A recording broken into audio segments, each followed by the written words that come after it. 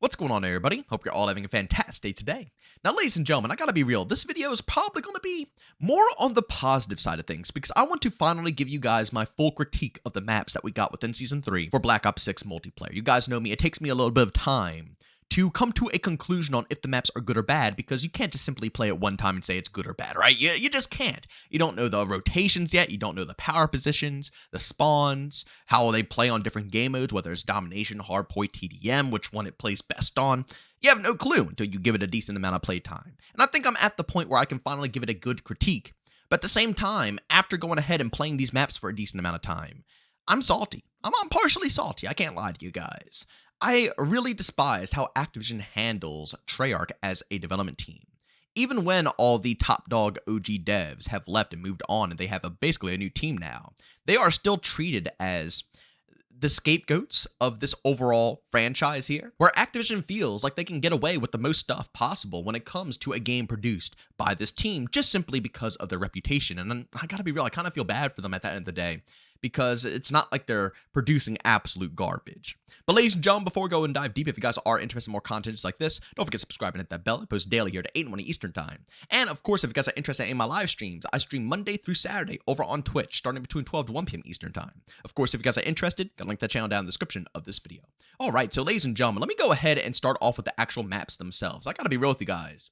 After going through about 3 seasons of Black Ops 6, although I am disappointed that Season 3 didn't drop with that much content regarding maps and, things for multiplayer players to go ahead and enjoy, but down to the quality of every 6v6 map that has been produced by Treyarch themselves, I'll be real, across the board, I have been pleasantly surprised. The base maps weren't really my cup of tea because I don't like small maps whatsoever. You guys know me, I like medium to large. But ever since Season 1 and Season 2 and Season 3, we got Hideout, we got Bounty is the name of the map, right? I think it's called Bounty. And then Dealership, we also got, Season 3 maps coming on in here.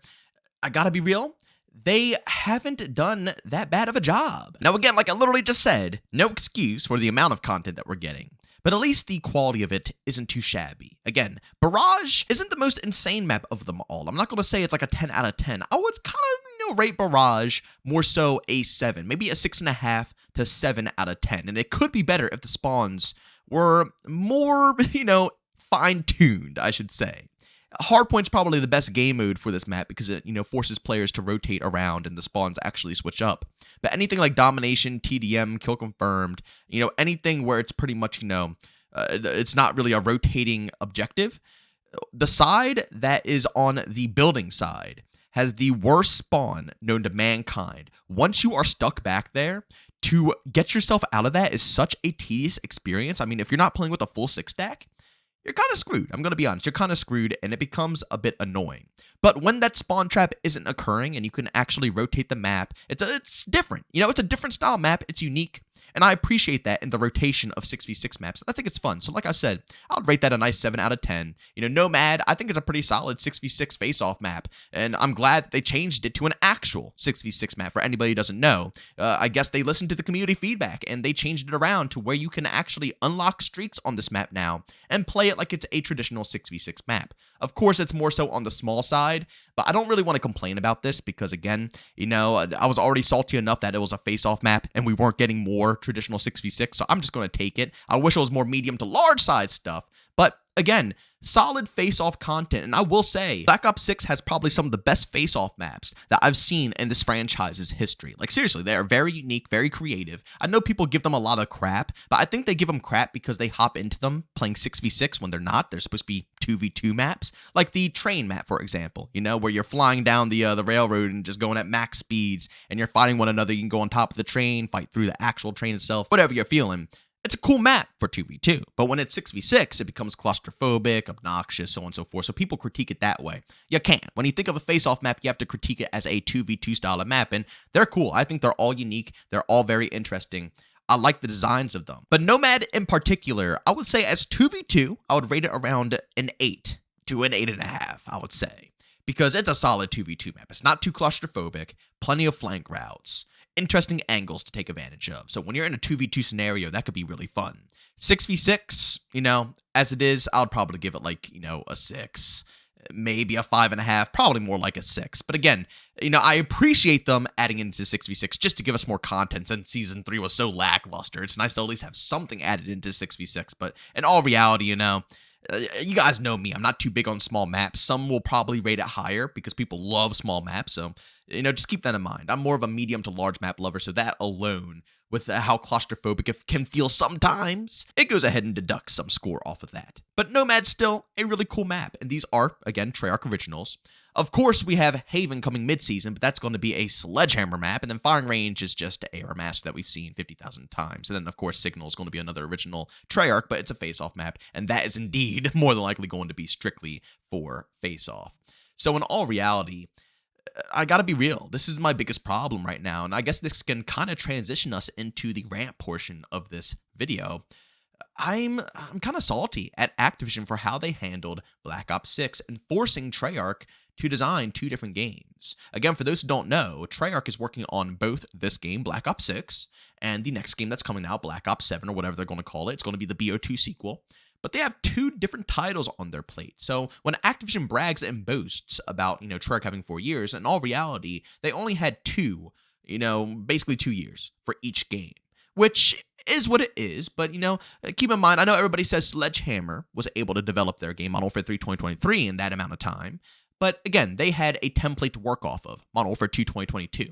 And that's why I'm thinking Black Ops 7, or whatever it's going to be called, is going to be the same situation as Modern Warfare 3 2023 with a lot of content, because Treyarch used this game as a template. That's basically all Black Ops 6 is, and it hurts because when I see the original maps being introduced into this game, Treyarch doesn't make bad maps. I hear a lot of mixed opinions, but from my playtime, and I've put a decent amount of time into all of these medium to large sized maps, I love them all to a decent amount. I would honestly play these maps over a lot of the stuff that we got in Black Ops Cold War. I don't know. Maybe that's just me, but I don't think they're that badly designed. And I can see that they do have some talent when it comes to making the larger scale maps, but still maintaining that fast-paced Treyarch flow. But they weren't allowed to actually branch out and really thrive when it comes to introducing maps into this game. Again, Season 3, we're getting one original map made by Treyarch, the others put together by Sledgehammer. Something about that just really hurts. It really does hurt because that just shows how little we get to see of Treyarch's actual work here. And more than likely, again, we'll see it with Black Ops 7, more than likely, because again, that's probably what they're prioritizing right now. I guarantee over half the development team is literally on that game right now trying to prep up content as, they just kind of trickle this game along. But it sucks for anybody who got into Black Ops 6 because, as the content starts flowing more and more, and as we go throughout the season 4, Season 5, it's really sad because we aren't getting that much original Treyarch content until the end of the game. And people have trickled away already from that. So a lot of individuals didn't even get to see a lot of the stuff that Treyarch is putting together. And they still don't get to see a lot of stuff, including the hardcore players like myself who have been consistently keeping up with the game because they still haven't put a lot of content in. You get what I'm saying here? Activision, as usual, is screwing over these development teams as they do best. And, we can have opinions about if Treyarch is as good as they were back in the day. I still think the OG Treyarch team is the best. They made some of the best Call of Duty games I personally know of. World at War, Black Ops 1, Black Ops 2. I would even say Black Ops 3 was a pretty dang solid Call of Duty game. And in the jetpack era, a lot of people consider it the best jetpack game. The OG Treyarch obviously are GOATs. But I don't think that the new Treyarch is that bad as people are making it out to be when it comes down to the formula of the gameplay. It's just they're not given the time to actually flourish and grow and show their possible, potential here. They literally dropped the game with, every map being the size of Shipment. Nobody could critique that. It's nearly impossible. The maps have no interesting value to them because they're all the same size and they're miniature and they're made for that constant, fix of, spawn, die, spawn, die, spawn, die. You have to wait throughout the seasons to get those maps that actually have more passion and soul behind them. But by the time that they're all introduced into the game, there's just not that.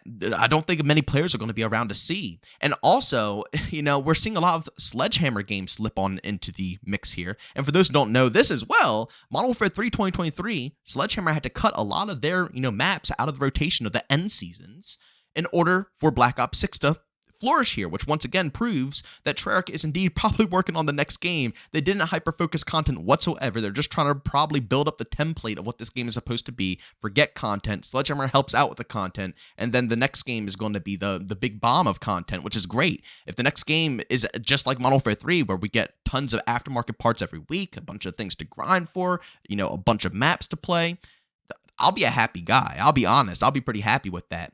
But that comes at the cost of this game being, crucified, which I think, in my opinion, again, is completely unfair.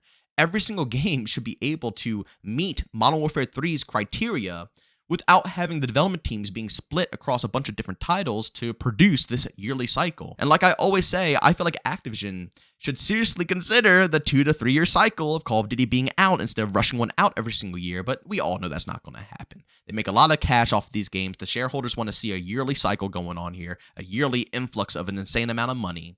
They're not going to want to miss out on that check because it's basically guaranteed in this current spot. Maybe 10, 20 years down the road when Call of Duty loses some of that flame, we might see some changes. But right now in this current spot, although we talk the talk and we say the things that we do, it's still absolutely popping and they're making a lot of cash off of this game. But I'm just saying the healthiest way of handling it is giving them the time they need. And if they don't have enough time to do, to live up, like I said, to Modern Warfare 3 standards, no, then I think they need more, because having Treyarch not be able to actually create stuff within this game is such a bummer. Playing through all these seasons, like I said, Hideout, Bounty, Dealership, I loved each and every one of those maps. Going into Season 3, again, I don't really think, like I said earlier, Barrage is better than Dealership and Bounty, but it's still a fun map to play. It's creative, it's different, and that's the creativity I want to see, I don't want to see the same cookie-cutter, type map again and again and again. I like to see that variety thrown into the mix, and they presented that, but they've only presented it so many different times, right? Barely any content, barely any drops in the seasons, and now we're mixing in a ton of Sledgehammer maps on top of a bunch of remasters. Treyarch isn't given the time to fly, and Activision really makes me sick a little bit for doing so to them, because I know they probably wanted to do so, and they're probably doing so with, like I said, BO7, but it's up to Activision what they have to do. And they were told to make 2 separate games, so guess what? They had to make 2 separate games, and one of them has to suffer. Well, ladies and gentlemen, as always, if you enjoyed today's video, leave a like. If you hate it, leave a dislike. Don't forget to subscribe and hit that bell. I post daily here at 8 morning Eastern time. And of course, if you guys are interested in any of my live streams, I stream Monday through Saturday over on Twitch, starting between 12 to 1 p.m. Eastern time. Of course, if you guys are interested, you can link that channel down in the description of this video. But as always, thank you for tuning in, and I'll see you on the next one. Peace out.